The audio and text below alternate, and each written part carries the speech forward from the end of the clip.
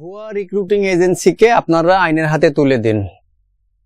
আমার ডিসক্রিপশন বক্সে পুরো ফর্মেট একটি ফর্ম দেয়া থাকবে, আপনারা ওটা ডাউনলোড করে আপনারা যে এজেন্সিতে যাচ্ছেন আগে এজেন্সির সঙ্গে কথা বলবেন, বলার পরে বুঝতে পারবেন আপনারা এটা সঠিক এজেন্সি নাকি ভুয়া এজেন্সি। যদি সঠিক এজেন্সি হয় তাহলে তাদের আরএল নাম্বার থাকবে, আর যাদের আরএল নাম্বার থাকবে না আপনারা জানবেন এটি ভুয়া রিক্রুটিং এজেন্সি। মনে রাখবেন, ট্রাভেল এজেন্সি কখনো ম্যান পাওয়ার বিজনেস করে না। আমি প্রত্যেকটা ভিডিওতে বলে রাখি যে আপনারা সঠিক এজেন্সি খুঁজে বের করুন।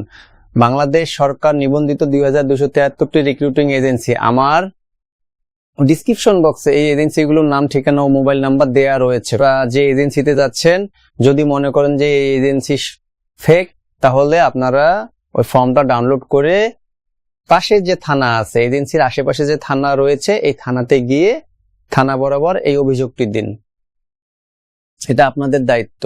বাংলাদেশে যে ভুয়া রিক্রুটিং এজেন্সি সরাসরি হয়েছে, যেমন অনেক মানুষের টাকা আত্মসাৎ হয়ে যাচ্ছে, প্রতি বছরে 5 থেকে 7 হাজার মামলা হয় এই ভুয়া এজেন্সির বিরুদ্ধে।